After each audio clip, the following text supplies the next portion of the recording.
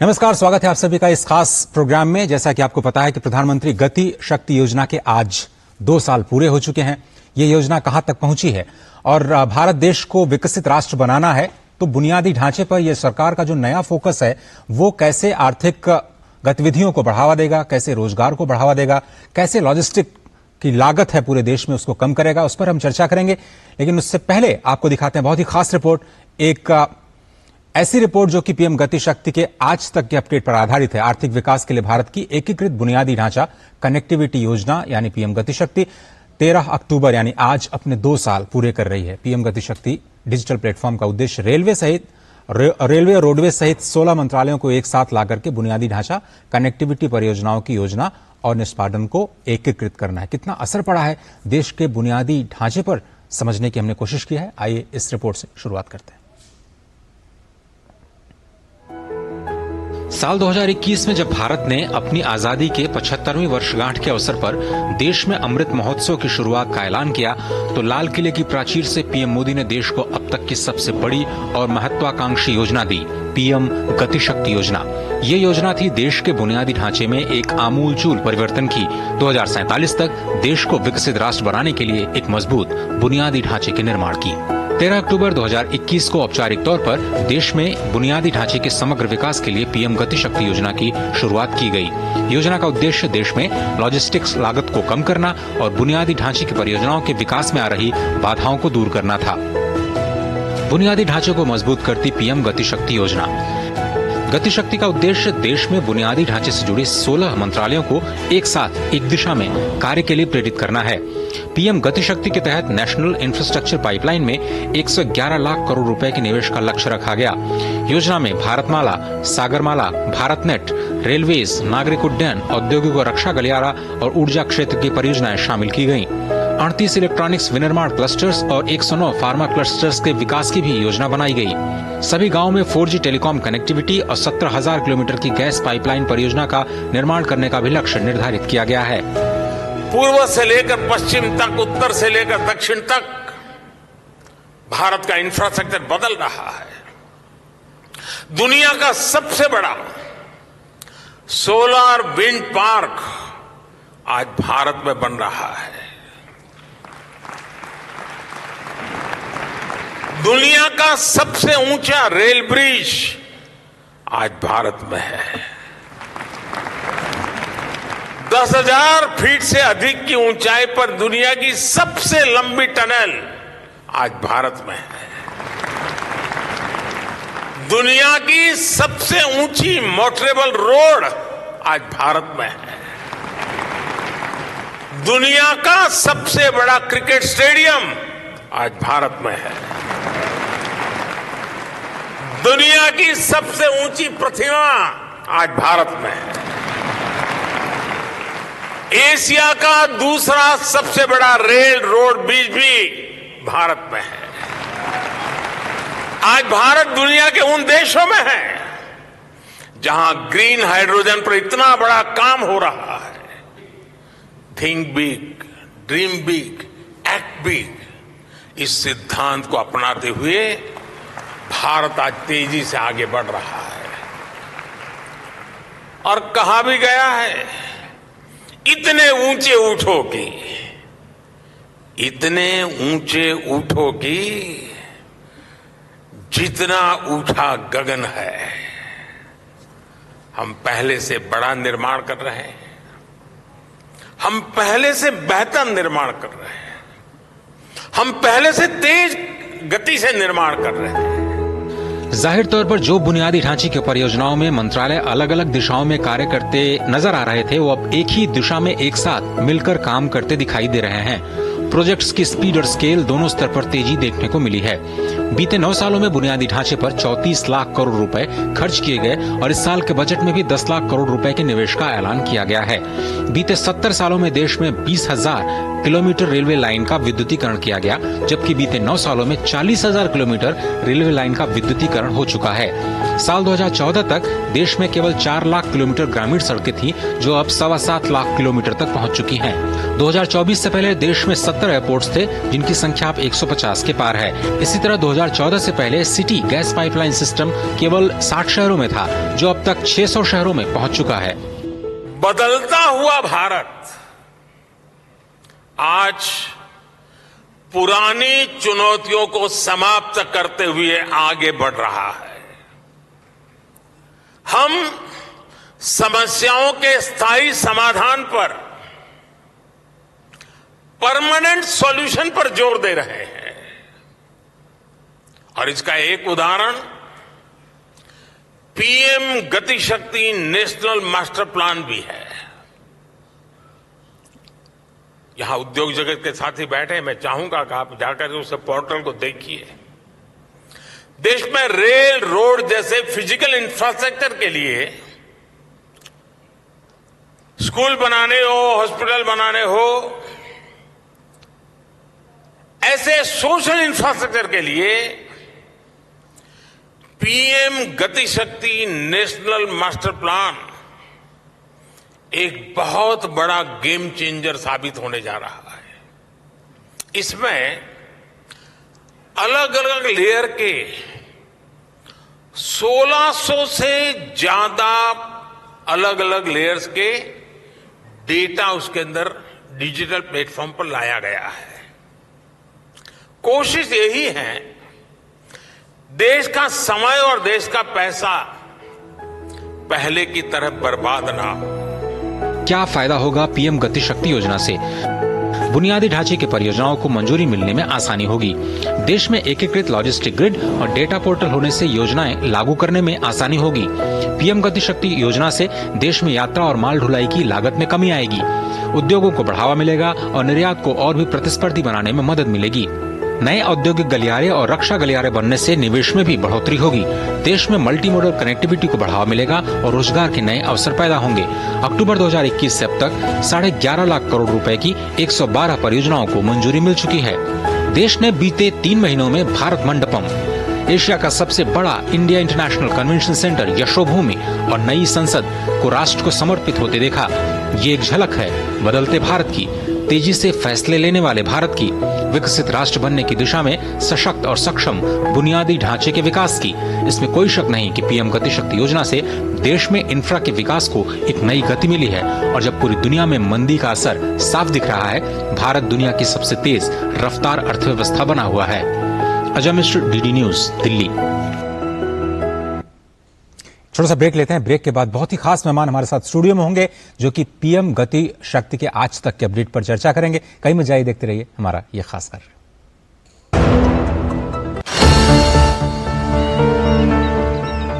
जो बनकर मेरा हमसफर आएगा, सिर्फ उसी को फर्क नजर आएगा।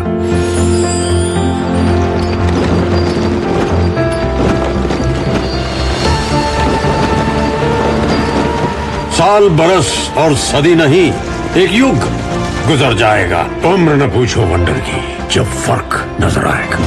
वंडर सीमेंट, फर्क नजर आएगा। गोल्डी छोले मसाले, जहाँ जाए रिश्ते बनाए, जहाँ जाए रिश्ते बनाए, गोल्डी मसाले। मैं क्या जी, सब जानते हैं, जहाँ दिखे मारियो, अपना समझ के खा लियो। होंगे बच्चे स्वस्थ, फले फूलेगा बचपन, इन्हें पिलाओ मुगली घुट्टी 555। तुम्हें पता है इन्वेस्टर्स के लिए कि इन्वेस्टर प्रोटेक्शन फंड होता है IPF, लेकिन अगर तुम्हारा ट्रेड एक्सचेंज पर एग्जीक्यूट नहीं हुआ या फिर कोई गारंटीड रिटर्न्स वाली स्कीम है, तो ये IPF आपकी मदद नहीं कर सकता है। और अगर आपका ब्रोकर ही डिफॉल्टर बन जाए तो फिर IPF आपको कॉम्पेंसेशन दिला सकता है। कहाँ से सीखा? NSE की साइट पर। समझ कर इन्वेस्ट कर। जो बनकर मेरा हमसफर आएगा, सिर्फ उसी को फर्क नजर आएगा।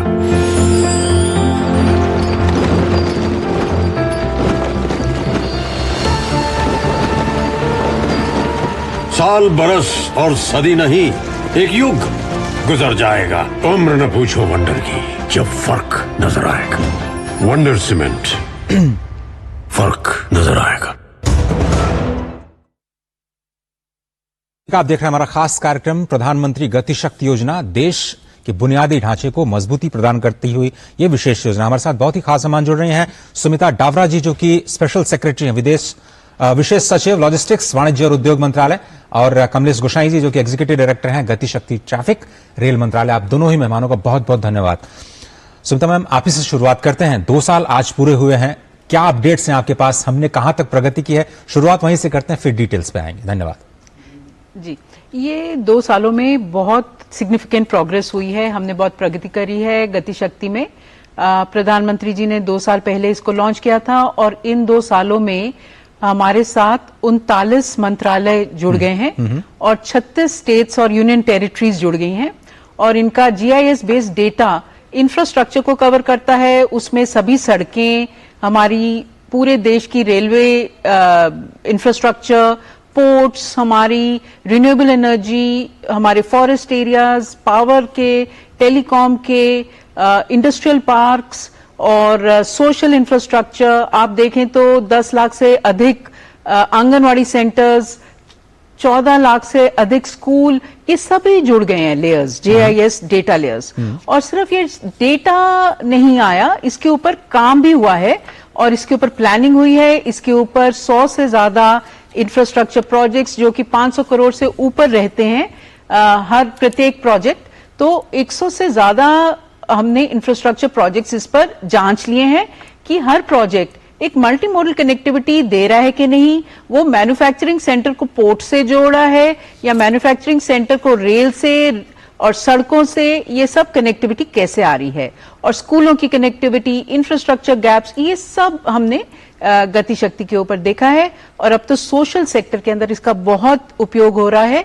तो आप मेरे से अगर पूछेंगे तो मैं काफी घंटों तक आपको उदाहरण देती रहूंगी, पर ब्रॉडली हमारा प्रोग्रेस ऐसा है। लेकिन लोगों को, शायद आम लोग ये समझते नहीं है कि ये पूरी योजना है क्या, पीएम गति शक्ति योजना क्या एक पोर्टल है? ये लेयर्स जो आप कह रही हैं उसका क्या मतलब है, उससे क्या फायदा होता है, हमें ये बनाने की जरूरत क्यों पड़ी? उस पर थोड़ा सा अगर आसान भाषा में समझा पाए दर्शकों को प्लीज। जी, ऐसा है कि अभी तक सभी मंत्रालय अपना अपना प्लानिंग कर रहे थे और सभी स्टेट्स भी, उनके डिपार्टमेंट्स भी। पर गति शक्ति योजना से क्या हुआ कि एक पोर्टल के ऊपर सभी का GIS डेटा लेयर आ गया। तो अगर मैं मंत्रालय की तरफ से एक सड़क को, एक एक्सप्रेसवे को प्लान कर रही हूं, तो मैं गति शक्ति पोर्टल पर जाकर अपने रेलेवेंट डेटा लेयर्स को सिलेक्ट कर लेती हूं कि सड़क मुझको बनानी है, जैसे कि पुणे से बेंगलुरु, और बीच में टेरेन कैसा आएगा, फॉरेस्ट एरिया आएगा, इंडस्ट्रियल एरिया आएगा, कुछ टूरिज्म के एरियाज आएंगे, कुछ स्कूल, आंगनवाड़ी, स्टेट हाईवेज आएंगे। इस सब को मैं जोड़ती हुई अपनी सड़क को कैसे बनाऊंगी, उस सब की प्लानिंग के लिए एक इजी विजुअलाइजेशन, और दूसरा जितनी मेरे को क्लियरेंसेस चाहिए वो दिख जाती हैं। तीसरा, मैं फॉरेस्ट एरिया की कवरेज को कम से कम करूंगी ताकि वो इन्वायरमेंटली फ्रेंडली हो। चौथा, मैं अपनी अलाइनमेंट भी देखूंगी ताकि मेरा कार्बन फुटप्रिंट कम हो, और मैं जितने भी एग्जिस्टिंग इंफ्रास्ट्रक्चर है उसको मैं डुप्लीकेट ना करूं, पर उससे मैं जुड़ती हुई एक अच्छी इंफ्रास्ट्रक्चर बना लूं। मैम, लेकिन क्या केवल सरकारी मंत्रालय, राज्य सरकारें ही इसका उपयोग करती हैं, या फिर ये निजी क्षेत्र के लिए भी खोला गया है? इसका फायदा जो प्राइवेट सेक्टर है वो भी ले सकता है? जी, इसका अभी तो हम मंत्रालय, हमने जितने भी गवर्नमेंट के डिपार्टमेंट्स हैं स्टेट में, union territory, government of India, हम लोग यूज कर रहे हैं।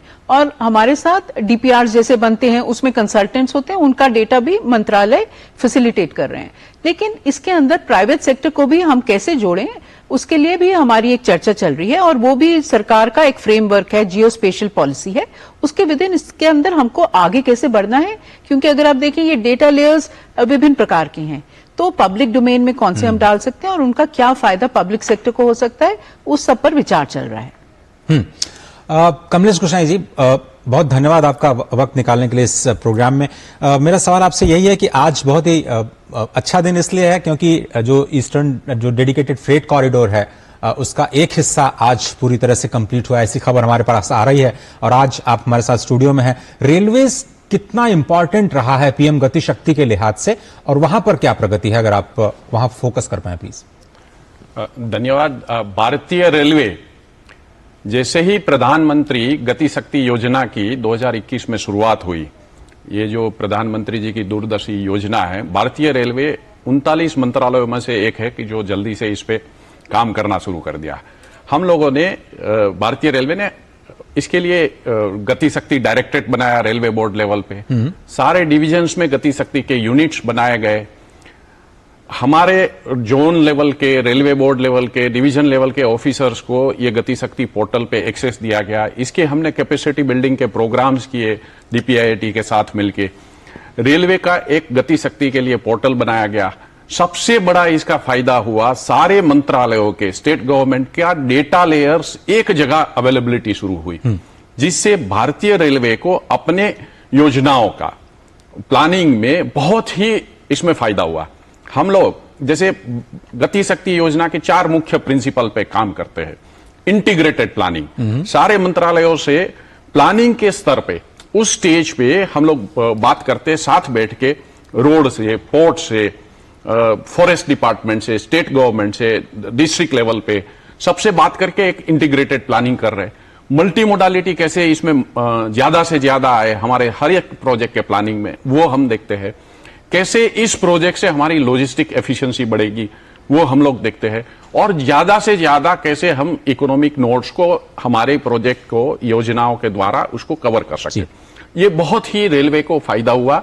अभी तक नेटवर्क प्लानिंग ग्रुप ने भारतीय रेलवे के 45 प्रोजेक्ट्स को अप्रेज किया है और ये सारे 45 प्रोजेक्ट्स में हमने इसके ऊपर काम किया, चारों प्रिंसिपल्स पे। हम लोग इस पीएम गति शक्ति नेशनल मास्टर प्लान पोर्टल का इस्तेमाल करके ये आइडेंटिफाई कर रहे हैं कि कहां कहां पे योजनाओं की जरूरत है और कैसे उसमें डुप्लीकेसी अवॉइड की जाए। तो पीएम गति शक्ति योजना का बहुत ही भारतीय रेलवे को फायदा हो रहा है प्लानिंग में। जी, इस अप्रोच से हम क्या कह सकते हैं कि पहले जो हमें प्रोजेक्ट रिपोर्ट में जो कॉस्ट ओवररन या टाइम ओवररन की समस्या आती थी, उसमें काफी हमें सहूलियत हुई है और हम अपना पैसा भी बचा पा रहे हैं, अपना समय भी बचा पा रहे हैं। जरूर। पहले जैसे हम इंटीग्रेटेड प्लानिंग की बात की, एक तो प्लानिंग का समय कम हुआ है, हम कम समय में प्रोजेक्ट को एग्जामिन कर पा रहे हैं, सबके साथ में बैठ के कर पा रहे हैं।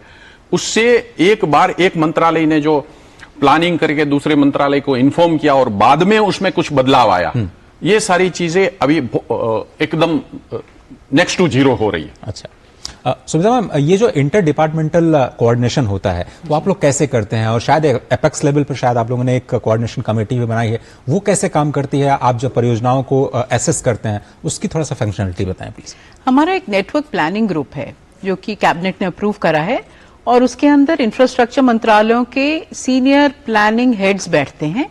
जैसे कमलेश जी हैं रेलवे से, वैसे ही road, air, civil aviation, power, telecom, renewable energy, हम सब बैठते हैं। हम सब महीने में एटलीस्ट 2 बार बैठते हैं और जरूरत पड़ने पर हम हर हफ्ते बैठते हैं। और इस तरह हमने 56 मीटिंग्स करी हैं और उसके अंदर जब भी एक बड़ा प्रोजेक्ट प्लान होता है उसका प्रेजेंटेशन कंसर्न मिनिस्ट्री करती है और बाकी की मिनिस्ट्रीज अपना कमेंट देती हैं कि आप रेलवे लाइन बना रहे हैं तो इसमें लास्ट माइल कनेक्टिविटी आपने देखी, इसमें आपने इंडस्ट्रियल एरिया या मिनरल मूवमेंट या कोल माइनिंग एरिया अगर पास में है उसकी मूवमेंट, या शिपिंग से जो पोर्ट से हमारा रॉ मटेरियल आ रहा है, तो इस तरह से मल्टी मोडालिटी देखी जाती है।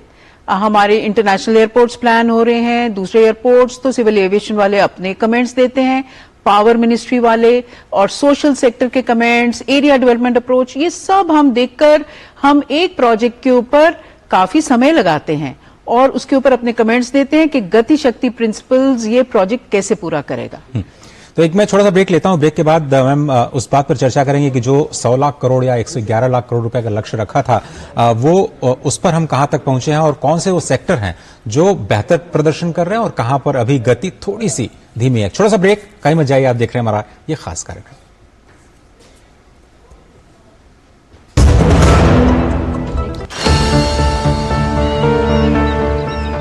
जो बनकर मेरा हमसफर आएगा, सिर्फ उसी को फर्क नजर आएगा।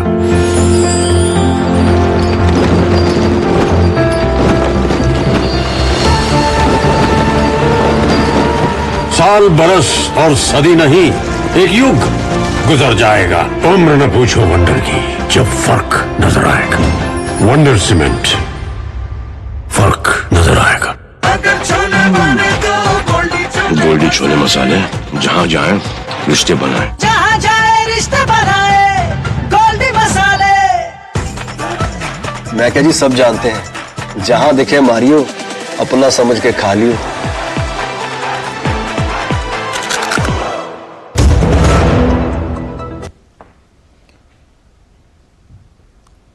स्वागत है आप सभी का। हमारे साथ बने हुए हैं सुमिता डावरा जी, जो कि स्पेशल सेक्रेटरी लॉजिस्टिक्स, वाणिज्य और उद्योग मंत्रालय में, और कमलेश गुसाई जी, एग्जीक्यूटिव डायरेक्टर हैं गतिशक्ति ट्रैफिक रेलवे मंत्रालय। आप दोनों ही मेहमान का एक बार फिर से स्वागत है। सुमिता मैम, हम ये समझना चाह रहे हैं कि जो हमने इन्वेस्टमेंट का प्लान किया था, इतने बड़े लेवल पर प्लानिंग हमने देखी, 111 लाख करोड़ रुपए की, जिसमें सेंटर को भी खर्च करना है, राज्यों को भी खर्च करना है, शायद हम प्राइवेट सेक्टर से भी इन्वेस्टमेंट उम्मीद कर रहे हैं। इन्वेस्टमेंट की क्या पोजीशन, अभी तक हम कहां तक पहुंचे? आप देखिए, जो हमारा कैपिटल पुश है, कैपेक्स पुश, वो यूनियन बजट में आपने अभी थोड़ी देर पहले फिल्म में भी देखा, 10 लाख करोड़ रुपीस का हमारा आउटले, जो कि पिछले साल से 37% ज्यादा है।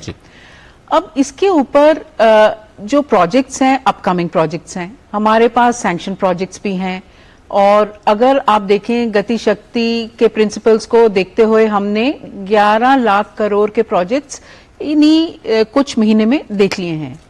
तो वो तो हमारे इंफ्रास्ट्रक्चर के प्रोजेक्ट्स गवर्नमेंट ऑफ इंडिया के हैं। इसके अंदर हमारे पास ऑलरेडी सैंक्शन प्रोजेक्ट्स भी हैं, जहां पर गति शक्ति प्रिंसिपल्स को लगाकर अब कनेक्टिविटी देखी जा रही है। तो हमारा जो कैपिटल आउटले है, उसके अंदर हमारे बाकी प्रोजेक्ट्स भी हैं जो हमने अभी काउंट नहीं करे, जैसे वर्ल्ड बैंक असिस्टेड भी रहते हैं, मल्टीलैटरल असिस्टेड रहते हैं, और इसके अंदर हमारे नेशनल इंफ्रास्ट्रक्चर पाइपलाइन के बहुत प्रोजेक्ट्स हैं जो कि पीपीपी मोड पे भी रहते हैं या फुल्ली गवर्नमेंट फंडेड रहते हैं। कमलेश जी, आप कुछ कहना चाहेंगे इस कॉन्टेक्स्ट में रेलवे की साइड से? जी मैडम, रेलवे की तरफ से जैसे मैडम ने बताया, हमारे 45 प्रोजेक्ट्स जो अभी हम लोगों ने एग्जामिन किए, उसमें से काफी प्रोजेक्ट्स आगे बढ़ गए हैं, जिसको सैंक्शन भी कर दिया गया है, जिसपे काम शुरू हो रहा है। बाकी काफी सारे प्रोजेक्ट्स जो है अभी, जैसे गैप प्रोजेक्ट्स आइडेंटिफाई करके हम लोग एनर्जी, मिनरल, सीमेंट, आयरन और उसकी last mile connectivity, first mile connectivity के लिए क्या काम करने की जरूरत है। मेजर कैपेसिटी ऑगमेंटेशन, जिसमें सारी मेजर इंडस्ट्रीज है, सारा मेजर प्रोडक्शन सेंटर्स है, पोर्ट्स है, उसको कैसे कनेक्ट किया जाए, क्या क्या पोर्ट कनेक्टिविटी के प्रोजेक्ट्स है, उन सारे प्रोजेक्ट्स पे ये 45 प्रोजेक्ट्स के सिवा भारतीय रेलवे की अगर बात करें तो भारतीय रेलवे इसको एग्जामिन कर रहा है। इसको सारे मंत्रालयों से बात करके इंटीग्रेटेड प्लानिंग में हम लोग इनको आगे लेके जा रहा है। कमलेश सर, लेकिन ये जब आप प्लानिंग करते हैं और आप मल्टी मॉडल कनेक्टिविटी की बात कर रहे हैं, रेलवेज को कंपीट भी करना पड़ता है अपने रेवेन्यूज को देखने के लिए, रोड से आप कंपीट करते हैं पोर्ट के साथ। ये जब कोऑर्डिनेटेड एफर्ट में काम आप करेंगे तो अपने प्रदर्शन को आप कैसे देखते हैं? ये नया जो इकोसिस्टम है, वो उससे क्या अनुभव मिल रहा है आप लोगों को? देखिए, अगर देश की बात करें तो कोई कंपटीशन नहीं है। जी जी। भारतीय रेलवे को रोड के साथ बाकी मोड ऑफ ट्रांसपोर्ट के साथ मिलकर काम करना है। भारतीय रेलवे को लॉजिस्टिक इंफ्रास्ट्रक्चर में कैसे लॉजिस्टिक एफिशिएंसी लाई जाए, उसके लिए सब के साथ काम करना है। और नेटवर्क प्लानिंग ग्रुप ये भी एग्जामिन करता है कि कहां कहीं पे डुप्लीकेशन हो रहा है, तो इसको कैसे कम किया जाए या कैसे इसको अवॉइड किया जाए। और कंपटीशन देश के लिए सारी संस्थाएं काम कर रही है, सारे मंत्रालय का देश के लिए काम कर रहे हैं, तो सब लोग साथ मिलकर काम कर रहे हैं। और मेरे ख्याल से कंपटीशन एफिशिएंसी के लिए भी अच्छा है। मैं छोटा सा ब्रेक लेता हूं, ब्रेक के बाद शायद जो लॉजिस्टिक्स लागत, उसको जो कम करने का लक्ष्य हमने रखा है, उस पर भी हम एक सवाल करेंगे। हमारे जो खास मेहमान बने हुए हैं, आप कहीं मत जाइए, आप देख रहे हैं पीएम गति शक्ति योजना के 2 सालों पर हमारी ये खास पेशकश।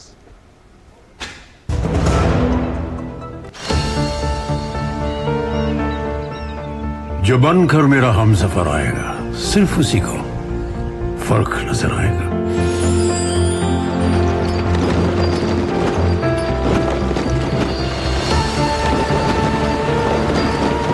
साल बरस और सदी नहीं, एक युग गुजर जाएगा, उम्र न पूछो वंडर की, जब फर्क नजर आएगा।